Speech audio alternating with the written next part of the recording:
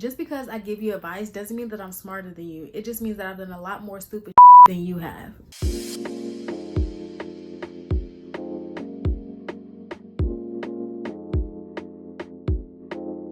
Hello YouTube family, thank you for tuning into another video. Welcome back. I'm so excited to make this video because I know y'all been seeing that like trend on TikTok and Instagram where a lot of people that are in their 30s giving advice to people who are in their 20s.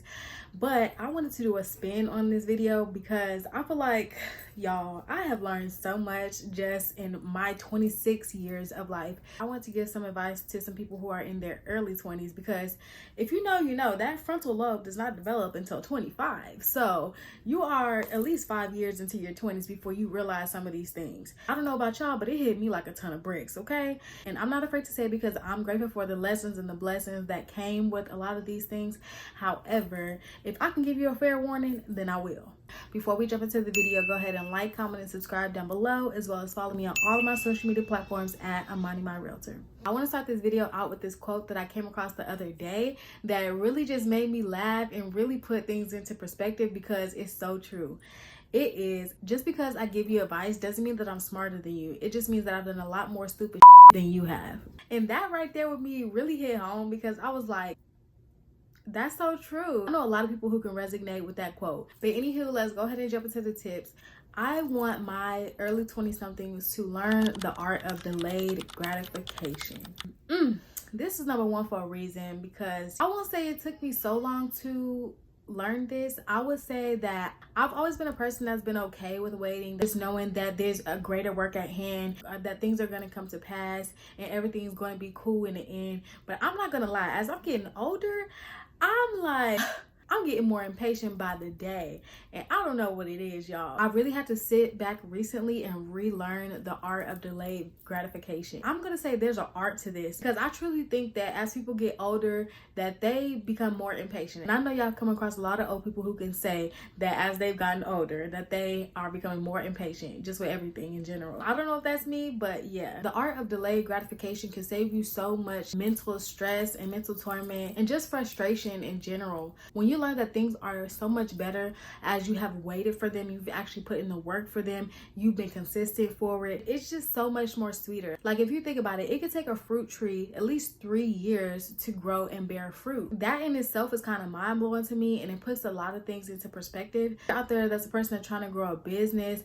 starting a creative journey, healing journey, raising a child, anything like that that actually takes time, then you have to learn the art of delayed gratification and just patience, being patient with yourself, living in the moment, being consistent, and just continuing to put in the work that you believe in for the fruit that you want. I can always remember my mom telling me, as quick as you get something, the quicker it's gonna leave your hands. So just take that and let it marinate. Number 2 is gonna be invest early. And I feel like this one could kind of be a catch-22 because the earlier that you invest, the earlier you can actually make mistakes, learn what you actually like and don't like. If you're a person that's truly into like investing and entrepreneurship and things like that, like I am, then you will understand that the value of a dollar decreases every single year. If you truly want to grow wealth, investing early and learning what you want to invest in is super important because that's what's going to multiply your money. Now, I'm not saying go out here and invest in every single thing because I'm not gonna lie, I made my mistakes too. However, that allowed me to learn what I don't like and what I do like, what I want to put my time into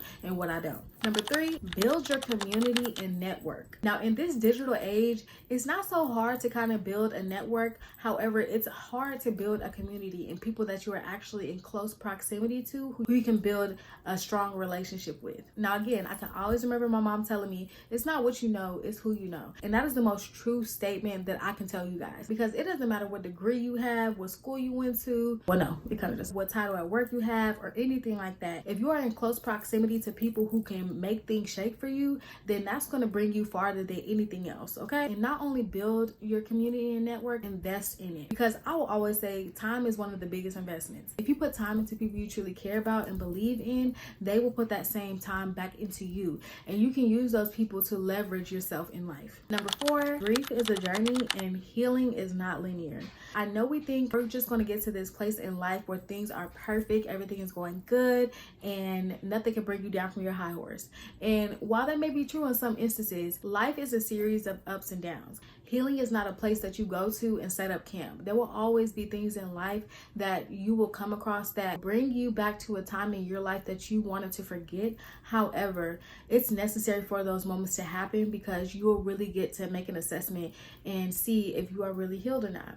And I know we think of grief as a one-dimensional thing. However, grief can come in all shapes, forms, and sizes. You can grieve a person, a vision, the plan that you had in mind, and that's okay. The quicker that you realize this, the quicker you can start nurturing yourself through the hard and difficult times that you may have. And it's important to have these moments because you'll start prioritizing self-care a lot more and start to live in the moment a lot more as well. Number 5, align yourself with people and habits that you see aligning with who you want to be in the next 5 or even 10 years from now. Because I know y'all heard that statement, birds of a feather flock together. And a lot of people will say, oh no, that's not true. That's not me. No. However, you will look up one day and be like, wow, I didn't realize that I did that like this person. I didn't realize that we were similar in this way. I didn't realize that we handled this situation in a similar way as well. And that's not to say that it's bad things all the time. However, sometimes it's good to have people who are a little bit older than you because you'll be able to learn from them in certain areas. Let's say you see yourself married and having kids in the next 5 to 10 years. You should start aligning yourself with people who are already married or learning from your parents if you have parents who are married. Putting yourself out there more so that way you can meet the man or woman of your dreams. And while you're doing that, you can start taking on the habits and the traits that you see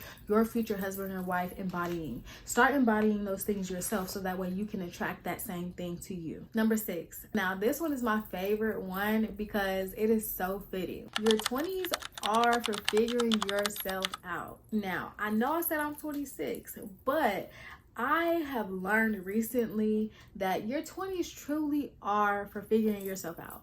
And I know we may think, oh my gosh, I'm getting old, I'm approaching 30, I'm just learning how to do this, I'm just learning how to do that, I'm just stepping out of my comfort zone here.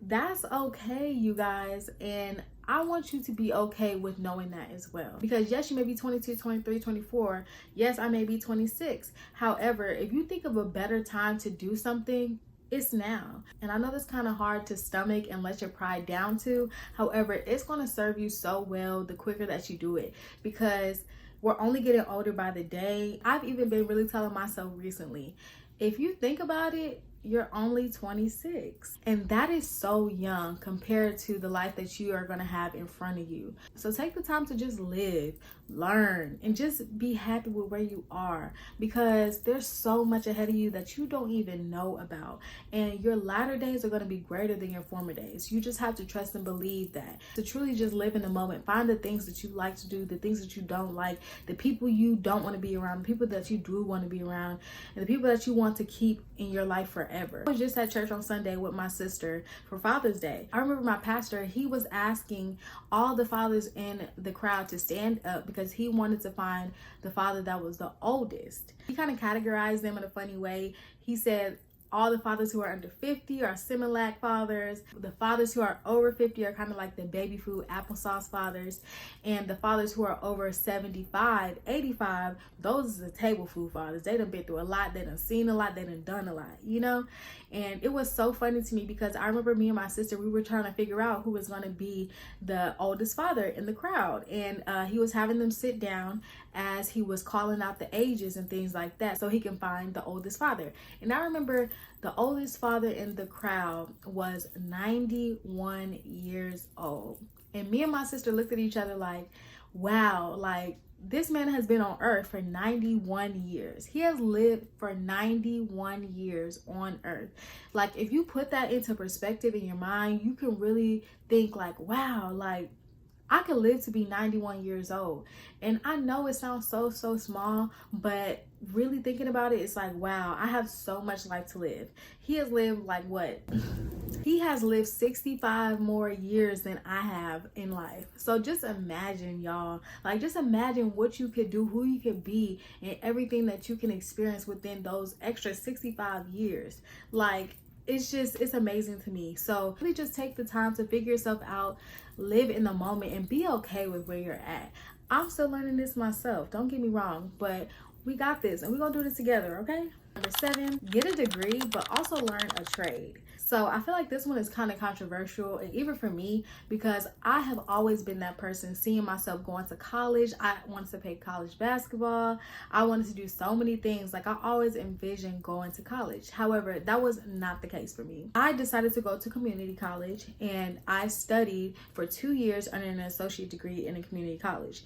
During that time, I was also working at a Fortune 500 company, making really, really good money. Fast forward 5 to 6 years later, I am a licensed real estate agent and interior designer. So to all my young cousins, my nieces and nephews, I will always encourage them to go to college, get that experience, because that's something that I wanted to do. I know people who have went to college and had so many fun experiences, did so many fun things, learned a lot during that time. Independence is a big thing that they learned as well that I didn't learn. Sorry y'all, my camera died. Anyways, yes, I will always encourage my younger nieces and nephews, and even my daughter, to go to school, get a degree, but also learn a trade that can make you a lot of money in the long run. And last but not least, number 8, follow your gut instincts, because it will build your confidence. And I know this is very hard to do for some people. It was even hard for me. This will truly serve you so well the quicker you learn how to do that. Your gut instincts is also your intuition. Trust yourself. Learn to trust yourself and learn to trust that God is leading you in the way that you should go that's best for you. He has plans to prosper you and not to harm you, to give you hope in the future. Always believe that and know that. If you truly want to be confident in yourself, learn how to trust in yourself by doing what it is that you need to do for you. Always remember that if nobody's rooting for you, I'm rooting for you. But anywho, that's all I have for you guys today, and I know that was short and sweet. However, I have more coming, so go ahead and like, comment, and subscribe down below if you want to stay updated on any future uploads that I might have. Also, if you want to keep up with me off of YouTube, you can go ahead and follow me on all of my social media platforms at Amani My Realtor. Once again, thank you guys for tuning in, and I'll see you in the next video.